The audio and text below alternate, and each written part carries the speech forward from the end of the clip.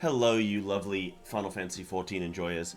Guys, I want to start off this MSQ recap by apologizing for the fact that I haven't been able to upload the previous, day or two's worth of MSQ. The reason being, on the day that I was supposed to record, it's the specific one day a week I actually get a chance to record. I had a splitting headache, and I just couldn't get any work done, and it kind of set me back. So, this is the earliest convenience in which I can now update you on the MSQ. So hopefully you guys are enjoying these videos, for those of you that can't, catch the streams live and whatnot. So we're going to go through a few days today, and boy did things get interesting. So after meeting with Euless, which, if you actually looked at my day 4, like I'd finished day 3, and then I was like, right, day 4, how are we starting the day? We're starting the day by meeting Euless, which is now a meme in my chat. Because of the amount of MSQ we were able to get done on day 4, we went from meeting Euless to meeting Zodiark on the moon.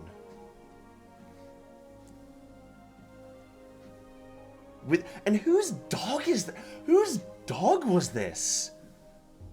Why is there a dog on the moon? So a lot happened.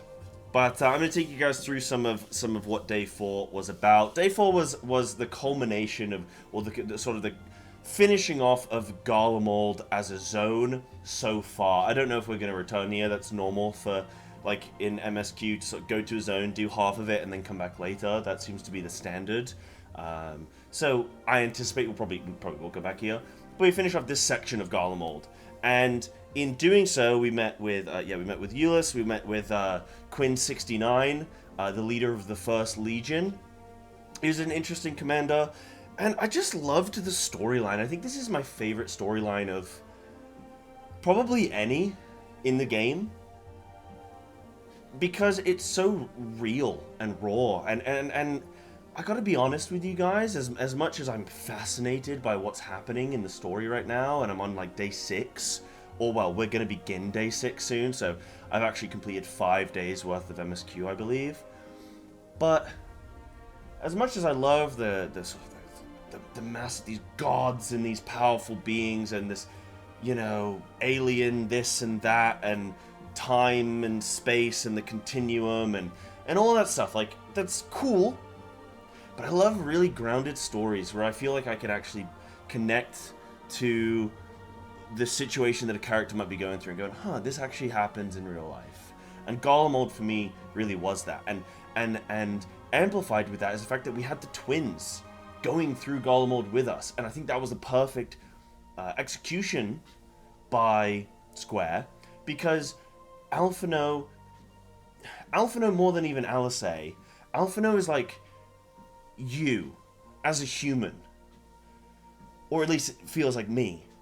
Alphino is who I would be. I wouldn't be correcting everybody all the time, but Alphino is you. I am him. He is me. We are it. And I love the human. I mean, you look at somebody like Astinian. He's not actually a person. He is a dragon slayer turned vegan. He's not a human. Alphino and Alisei, they really are, and they have these issues. They have these issues with their parents and with trying to find their way in life. And I think it's actually been a really interesting experience going through Garlemald and seeing these people don't actually want our help, and they see us as the enemy, and so I really gravitated to that story. So I love Garlemald. I love the completion of Garlemald, which caused us to we. Fandaniel was finally right, it's ready to go to work, let's do it. We find out about Anima, we go through this with the First Legion, and they don't really trust us, and we're like, hey, let's help you, and then they say no, and then we go back to our camp, and then it's an attack, and then that's when Fandaniel goes, right, it's time to strike. And in doing so, we then get, this is insane, and actually I think at the time I didn't even, process it, but just evil, just absolutely evil experience of Fandaniel placing, the whole experience of Fandaniel and Zenos together, taking over our body and pretending to be I mean, that's so invasive. But it just, that's just wicked. Just wicked. So I was actually stoked about it though, because I was like, wow, this is cool. Like, we might lose some scions. Like, we might go and kill a couple scions before they can even figure out what's going on. And I don't want the scions to die, but like, wouldn't that be a spanner in the world? Wouldn't that be a shock, you know? So, yeah, it was definitely like a shock and a surprise, and we found out about Anima there, and Anima, I believe the original Primal. I believe I'm not wrong in saying that was the text that I saw, and I'm wondering if Anima's the original Primal. Are they the bringer of the final days originally? Has Fandaniel sort of summoned them again somehow? And I very much right now, I don't want to jump ahead too much, but I'm very much in the space of thinking, how did the final days actually begin? There was this cry that was heard, right? And then the people started giving in to despair and hopelessness. And that's what really brought the final days. That was the beginning of the final days. And I'm wondering, like, who was that? Now, it can't have been... I kept being like, oh man, it's Hydaelyn. It sounds like Hydaelyn. I know I'm jumping ahead, so apologies. Like, I don't think it is Hydaelyn, because Hydaelyn was created after Zodiark, and Zodiark was summoned in response to the final days beginning. So it's not Hydaelyn, I don't think. I'm still sussy on Hydaelyn. I'm still like, oh, she's the bad one. She's the bad one. Zodiark's good. And I'm definitely Team Ascian now. Like, I'm for sure Team Ascian. I don't know if you guys have seen my glamour in game, but I'm rocking the mask, the robes. I'm decked out. So I'm Team Ascian now, but and I have been for a while, to some degree. But I'm wondering, like, who could it be? And I'm trying to think through who could it potentially be. Is it a character we've never met before that we're not supposed to be able to predict? Is it somebody that very early on we could have predicted? So we're going to see. But yeah, I'm wondering maybe if it's Anima. Because it would make sense that if a Primal is threatening you, then you summon a Primal to deal with a Primal. Like, okay. But maybe there's a bigger threat than that. So we'll see. But then we go to Fandaniel, we get our body back, etc. And then we get teleported to the moon, where we find out Zodiark is, which was actually alluded to earlier in the game, but I don't think I actually picked up on it properly first time around, or if I did, I forgot about it. We get teleported to the moon, and then they're trying to break the seals, and the ancients are there, which is really cool. And then I'm trying to figure out, like, who's who is the creator of this architecture of this building? Is it Ascian? Is it ancient? Is it you know, well, not Allegan, but, you know, like, who could it be? What civilization could it be? Could it have been prior to, you know, what, like, one of the, you know, could it be Allegan? Because there is, like, an Allegan, like, hair clip or something coming out of the moon, which I found interesting. And I wonder who it could be. Wonder what it could be. And so figuring that out. And then we see this dog, and we meet this dog, and then whose dog is it? Well, I know now. But then we have this kind of standoff with Zenos and Fandaniel, and that's where Fandaniel finally reveals his true plan, which is to become, or to get us to defeat Zodiark. And he didn't care how we did it, who did it, and why. I think he had contingency plans as to, like, somebody is going to kill Zodiark. It's either going to be Zenos, who's going to absorb his power and then come after us, or it's going to be him sacrificing himself. Like, he just loves it. He's a maniac. I don't know if this is the full story that we're going to get from Fandaniel. I don't know if there's going to be more somehow. Like, more is going to get revealed about his character. Obviously, he's, like, dead now, but I'm curious if more is going to get revealed, or if that's the conclusion of his story, because I was hoping it was going to be a little bit more interesting than just, this guy's crazy, and he does genuinely just want everyone to die because fun for me. You know what I mean? Like, wouldn't that be funny? I was really hoping it was going to be this. He was like, you know what?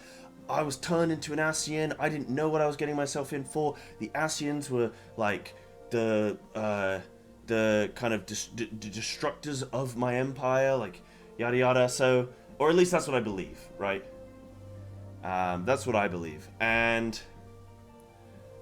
it would have been cool for him to be like, yeah, you know what, screw the Ascians, I'm one of them, but screw them. And I've been working with them this whole time to unravel them. I was hoping it was going to be more like that, and maybe there's more to it, but I thought that'd be really cool. And then, after we defeat Zodiark, which was actually really fun, and some fun little meme moments. Look, I am an ultimate legend, okay? That's all you need to know. I am an ultimate legend, okay? How I've waited for this day!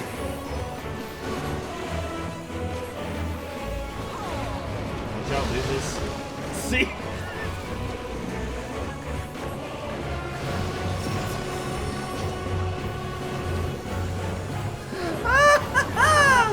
Oh my god! We're spinning! Bro, we're spinning. I do all my raids, I do all my content, not just raids, dungeons, everything. Do everything completely blind, I do it on mine. So like, you know, minimum item level, no echo. We go through, everyone has to follow my lead. So I have to assign all the mechanics, like all the actions, all the solutions, everything. And we did the same on Zodiark. I'm currently cooking E12S Advanced Reality. No, Advanced Relativity. The first mechanic in the game to break me, actually. The first mechanic that's ever happened where I've just gone, I cannot figure out a strategy to even begin to tackle this. And then about 30 minutes later, I think I cooked the full solution. But we're going to find out next week, next Wednesday. So come tune into stream for that if you want to. But yeah, so we did Zodiark. It was really funny. There's a few little meme clips, people following my lead. And then I'm like zooming around the map because I'm like, oh, I got to dodge this. And then they don't dodge. It's funny. So we defeated Zodiark, which was a little bit, not, I don't want to say like anticlimactic, but obviously he's not at his full strength. And yeah, I just feel like I want more information from... Like, it just happened so fast. It was like, here he is, boom, done, Fandaniel, and then it's over. And then it's like, what have we done? Which, now that I think about it right now in this moment, maybe that's the point. Because the whole time, it's like, you get distracted as the player, like, down with the Ascians are bad, defeat Zodiark. But listen to what they are saying. Zodiark prevented the final days. He was banished by Hydaelyn because the followers of Hydaelyn didn't believe in Zodiark's ability to, like, whatever it is. Zodiark prevented the final days. So now that he's dead, like, what's going to happen? Well, we know what's going to happen, the final days. So that's where we concluded day 4. And then we began day 5. And the gap between day 4 and day 5, we had to wait a week. We had to wait a week because it's 2 MSQ days a week. So that was a long wait. That was a long time to just have to think on it. But day 5 was really cool. So that was when I tried to do a lot of cooking of like, what could things be? And then quite early on into the day, something truly horrible and demonic happens. We meet the Loporrits. Which initially I was just like, what is this? And of course it's a Final Fantasy IV reference or a previous FF reference. Like, oh, of course it is. Why wouldn't it be?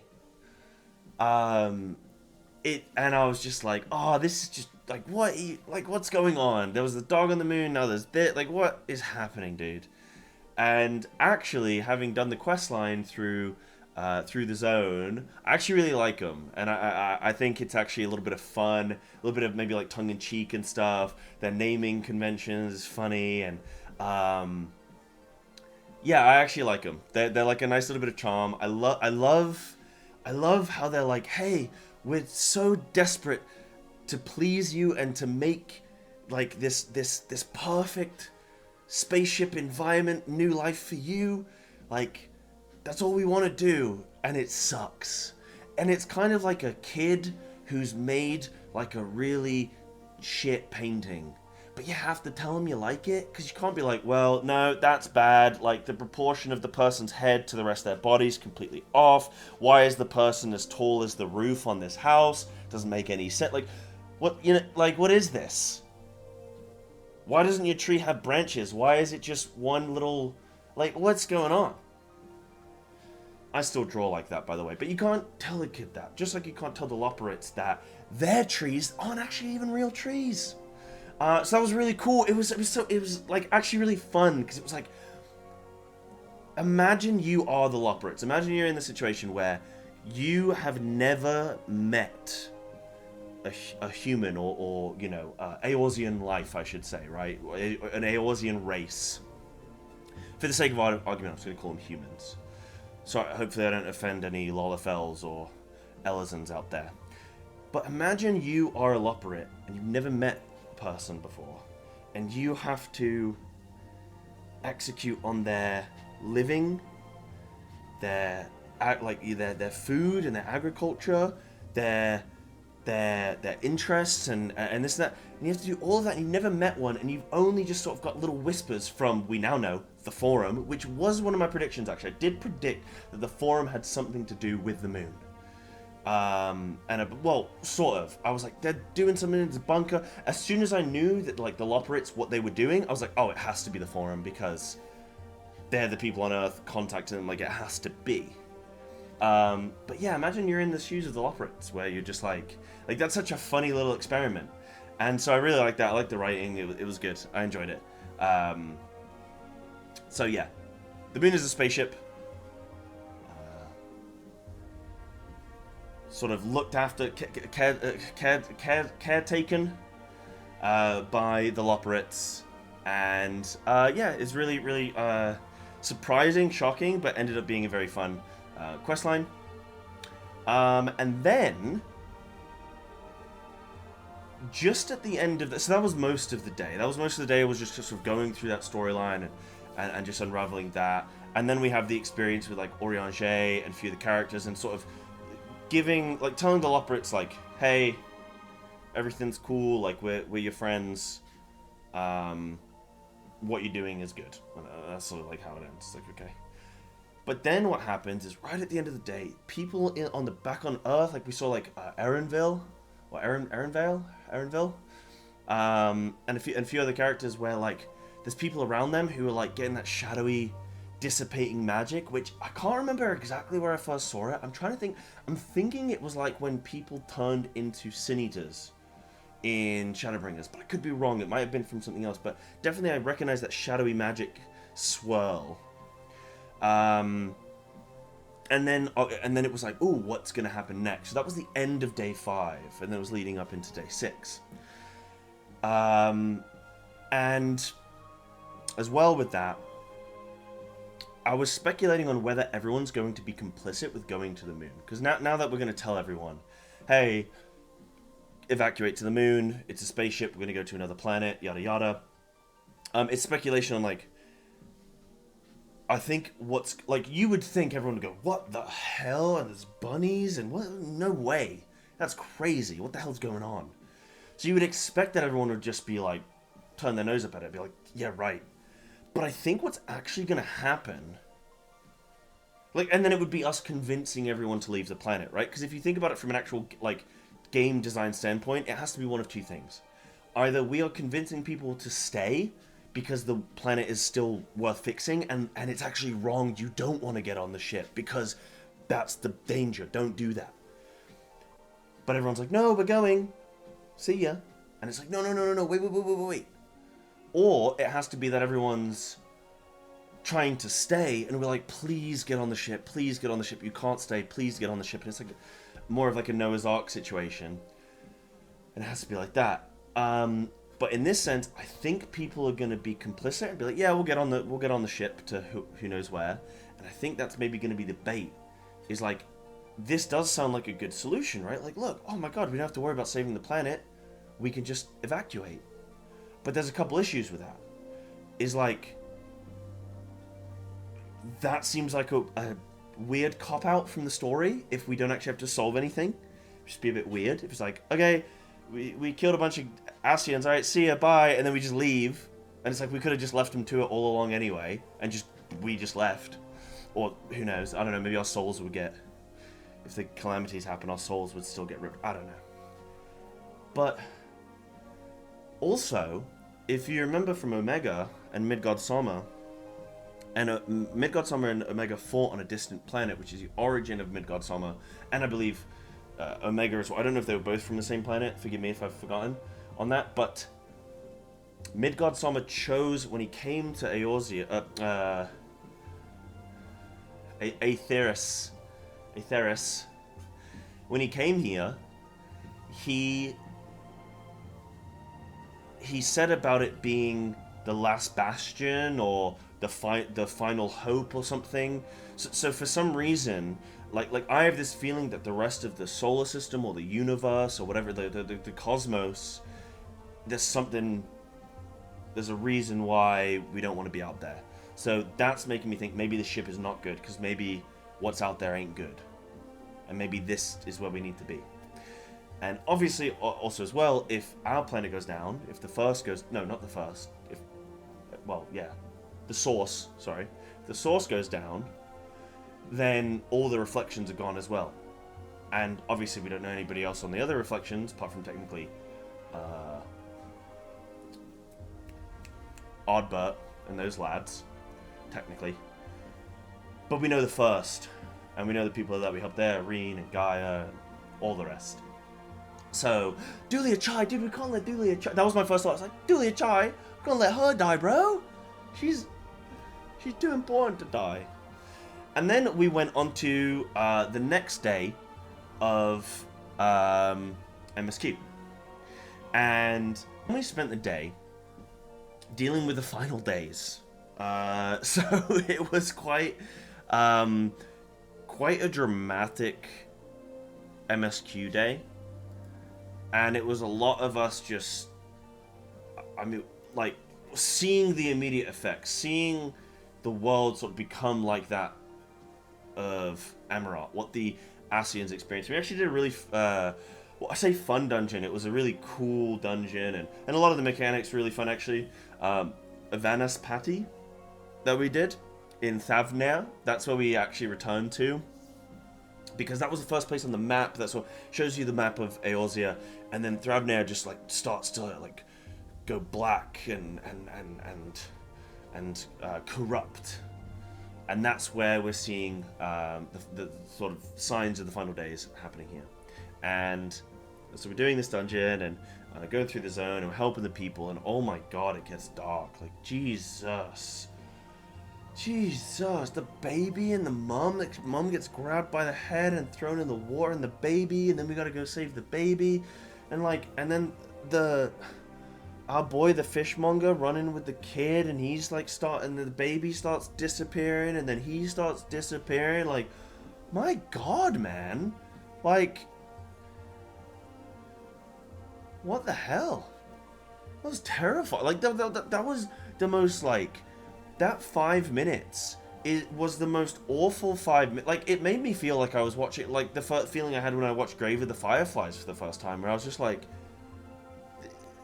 just something nice happened, please. This is all horrible. This is all horrible stuff. And, I'm not one to, cry and stuff at, a game. But, I was definitely oh god, that's horrible. So, luckily, baby survived.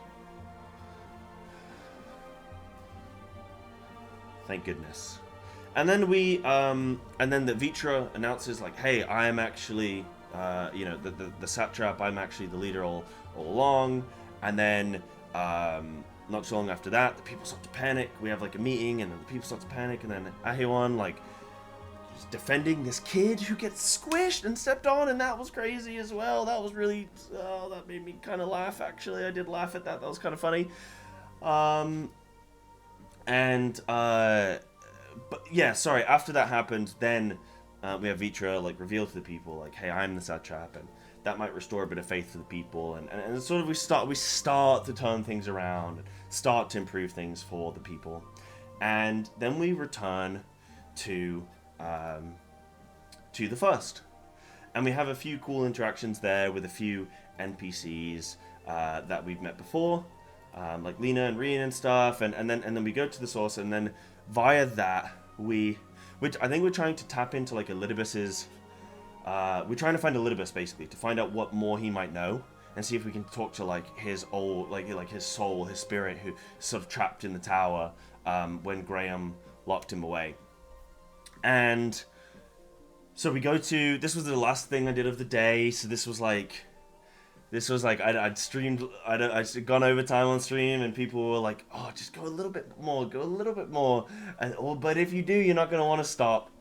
And we had this really amazing reveal of like going back to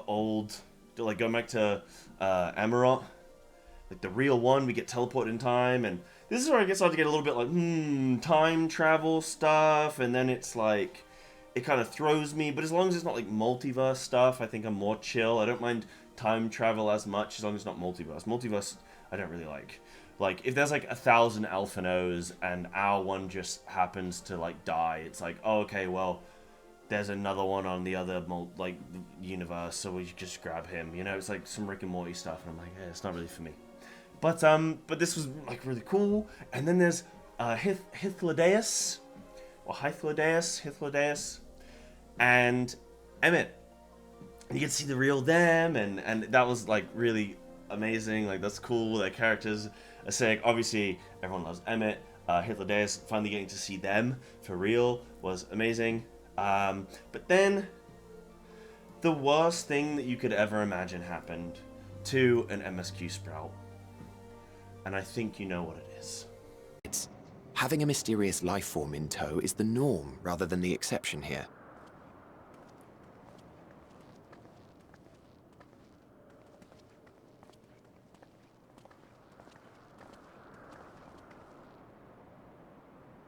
Ta-da! Welcome, my friends, to the testing ground of creation at Heaven's Edge. Elpis. Oh, you son of a bitch!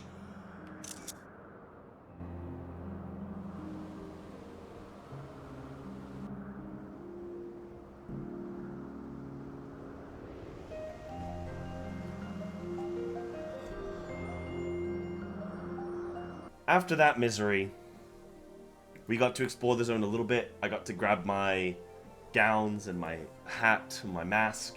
And then that was it for the day. It was like, right, we're in this research facility where they sort of study these creatures that they then, I guess, well, I don't know what they do with them, but they can study these creatures here, and it's like this research facility, and beautiful zone, really breathtaking, looks incredible. I hope that it's going to be fun for MSQ, and this is where we're going to start. So this is Monday. By the time this video goes out, it'll probably be the day after this video goes out, so it'll be the Monday, where we'll be continuing the MSQ, and we'll be on day 7 and 8. So come check that out. Hopefully you guys like my sort of overview of everything. I don't actually at the minute, I don't actually have too many cooks right now. I've found that the last few MSQ days have been so mentally overwhelming, like with everything going on, the reveals and just like, you know, it's like, oh, Zodiark's on the moon and Fandaniel, and then we fight Zodiark and we're level 83, and then he's dead, and then the moon, and then there's like who built these buildings, and then the forums in connection with the rabbit people who were made to create the spaceship, and then it's just like everything's just going so crazy. So my cooks right now are just like, at this point I don't even know. The key things that I want, like the key questions I have, not necessarily cooks, but the key questions I have are, whose dog is that? No, it's Hermes. Key questions I have are, wait, is it Argos? It's called Argos, right? That is the name of a store in England. But yeah, Hermes, I think, is the person whose dog it is, if I'm not mistaken. Anyway. So the key questions I have are, who caused the final days? Was it a being? A cosmic being? Was it a primal? Was it hubris? Was it the Ancients themselves getting too cocky and advancing too far? Excited to see what caused Final Days and see if we tackle it. I also am Team Ascian. Like, boo that Zodiark's dead. I kind of want to see the Ascians get restored to the Ancients. Like, I think that would be kind of cool. So we'll see. I don't think that will happen, but that's what I'd want to see.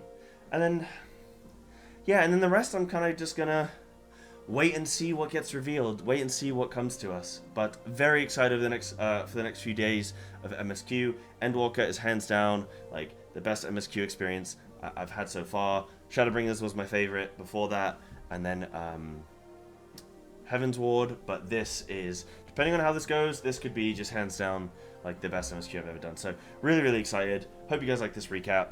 Hopefully it's fun for you to watch. Thanks, take care. See ya Monday.